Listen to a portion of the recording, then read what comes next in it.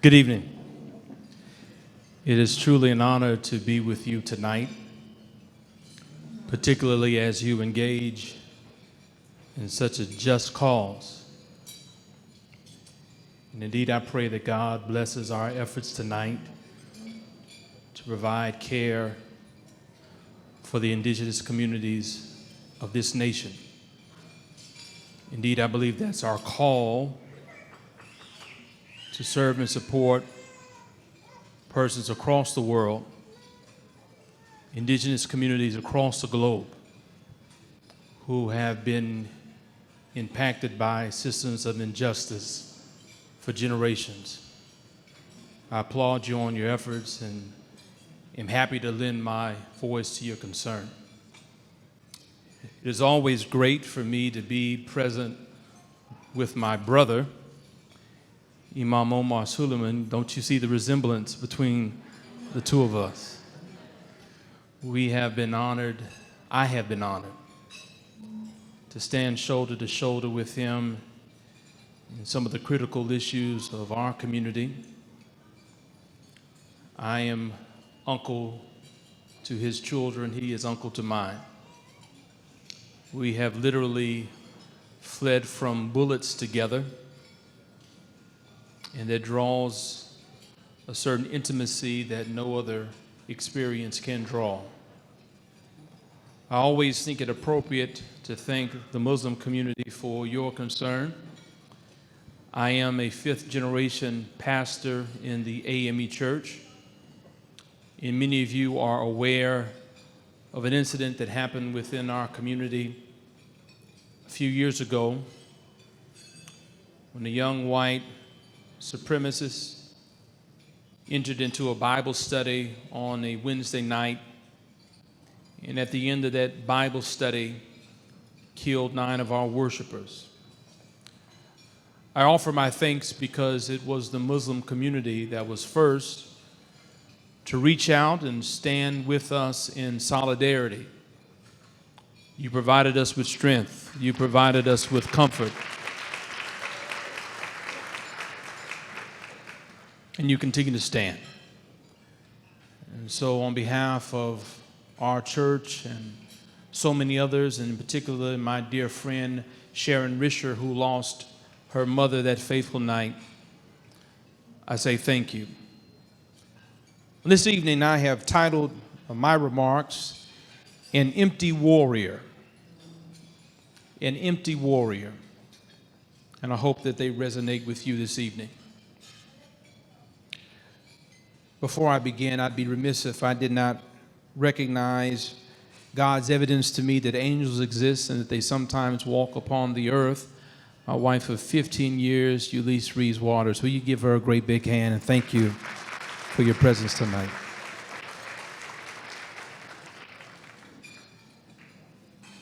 The opening scenes of the 2001 American cinematic masterpiece Ali, starring Black American actor Will Smith, depicts a young Cassius Marcellus Clay Jr.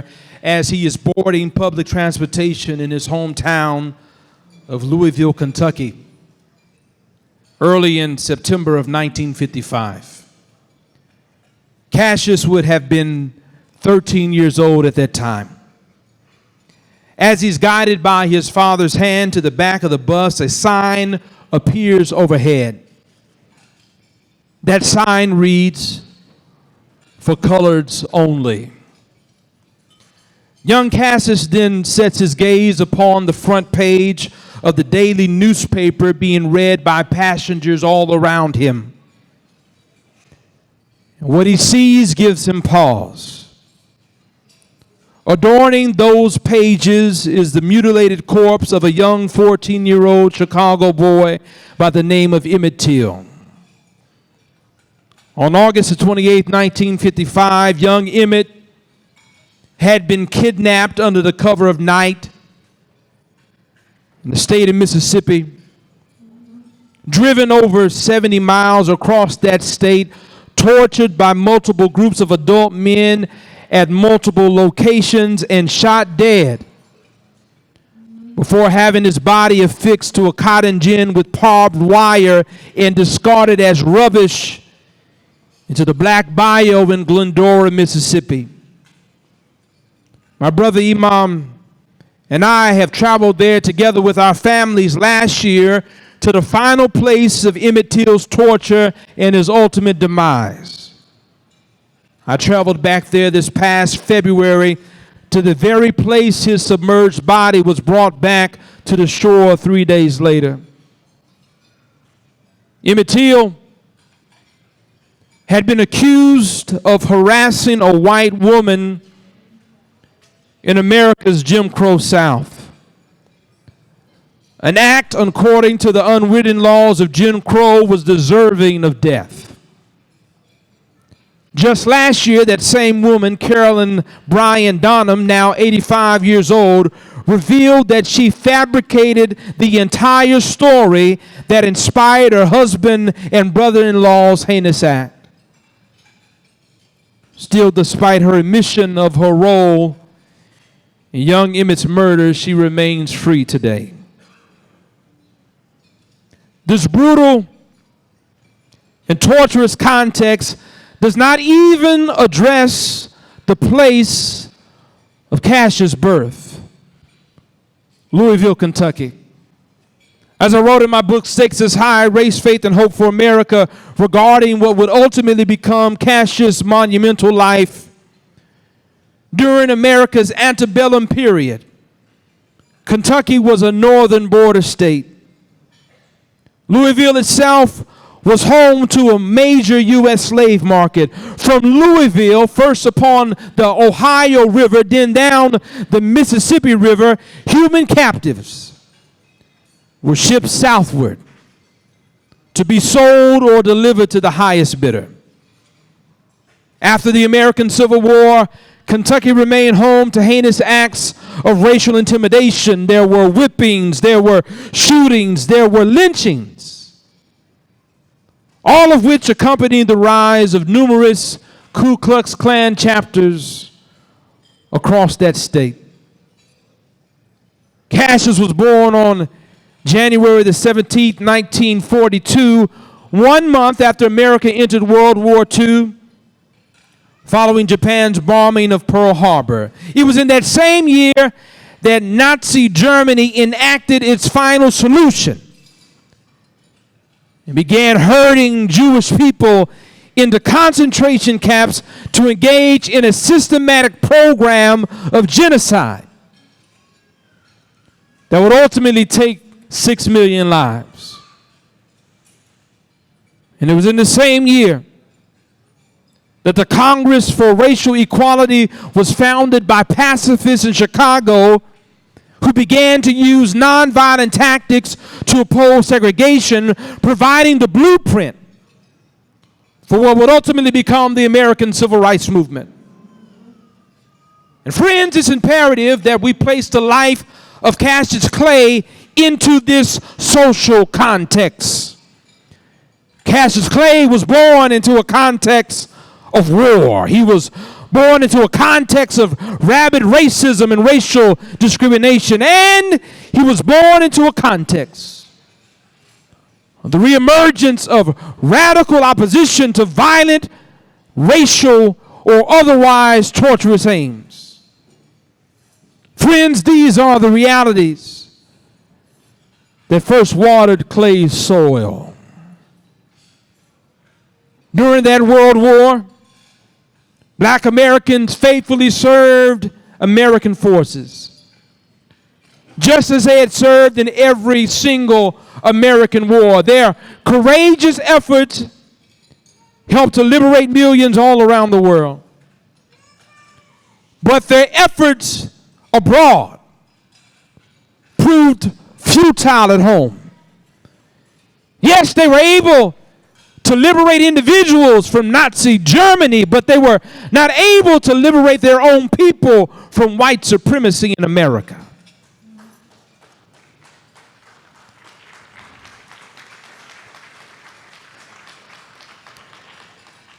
And when Black Americans returned home from war, Many of them were brutally attacked, even while wearing their military uniforms.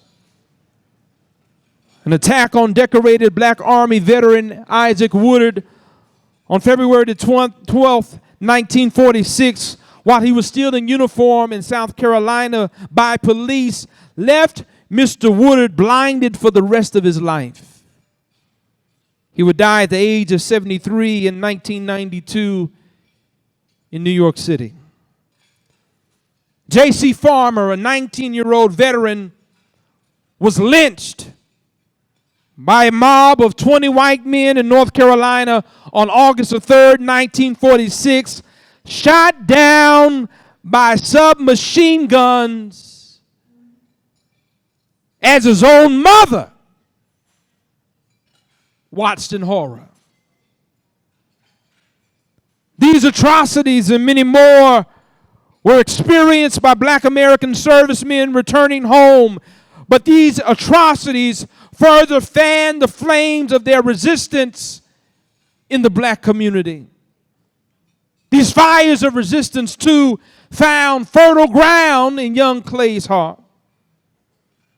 See, as the story is told, we first bear witness to the flames of resistance to injustice manifest in young Clay after he had the tragic juvenile experience of having his bicycle stolen.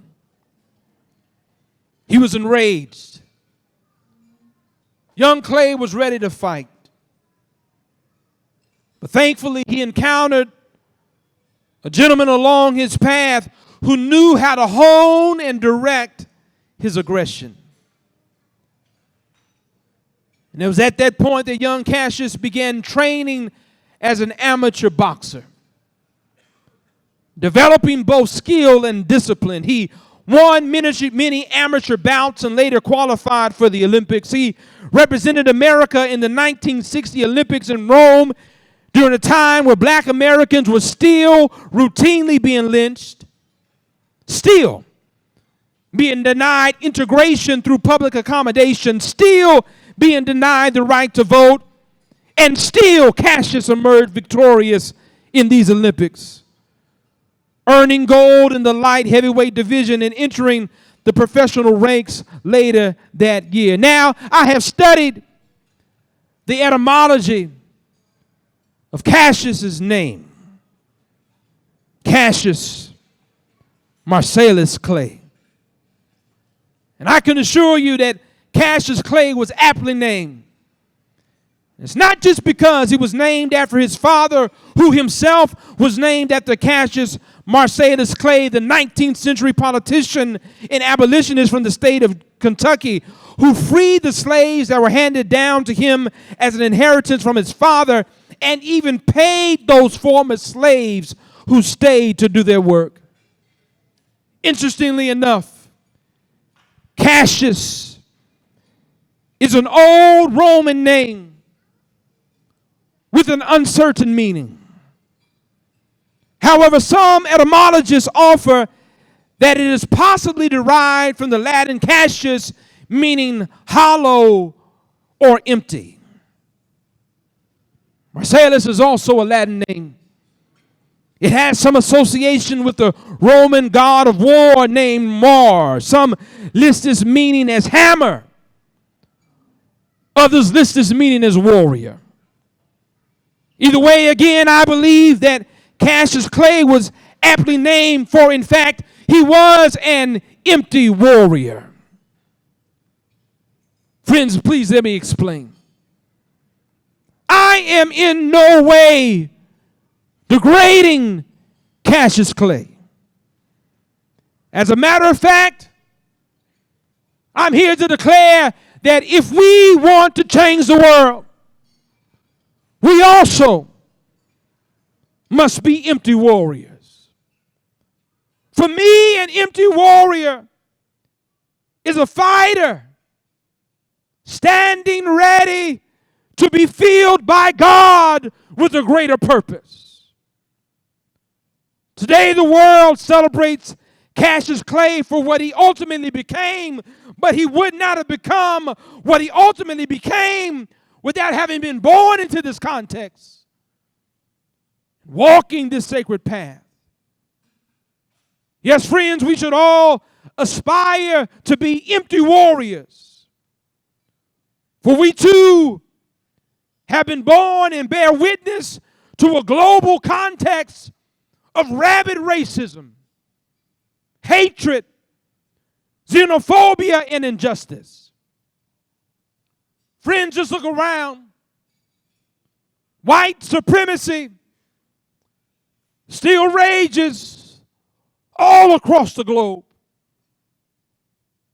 Earlier this month, I stood and spoke outside a memorial at a Walmart in El Paso, Texas, where a young white supremacist from near my community drove 10 hours, 650 miles, in order to kill 22 people there because of their brown skin. Friends, when I went to that memorial, I saw a man on his knees tending to flowers around the memorial. And when I came around, I recognized him as a man who lost his dear wife of 22 years. When I asked if I could pray with him, he embraced me and held me tightly, put his head in my shoulder, and dampened my shoulder with his tears.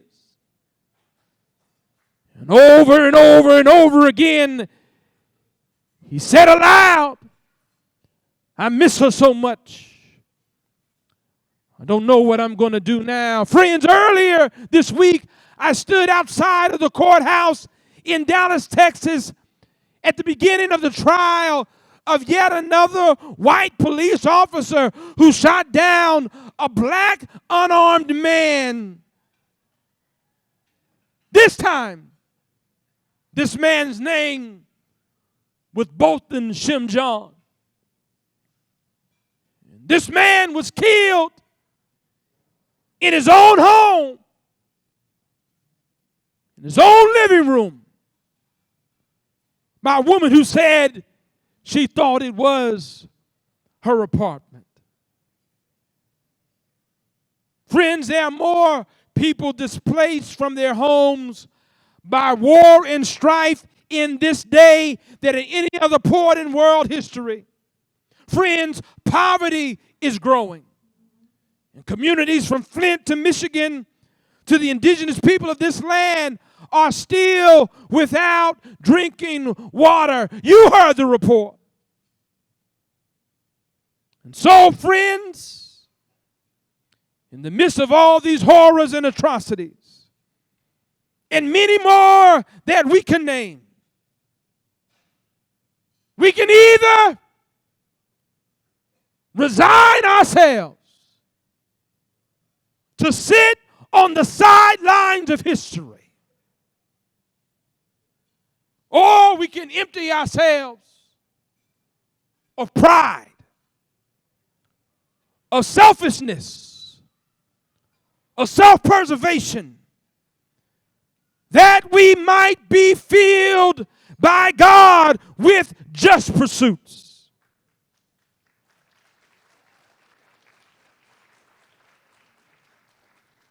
So tonight I've come to say that I praise God for the example of Cassius Clay. Let us too take our righteous indignation of injustice and hone it through discipline and skill, and let us sacrifice our very bodies for the cause of justice, knowing that all together we can and we will claim the victory.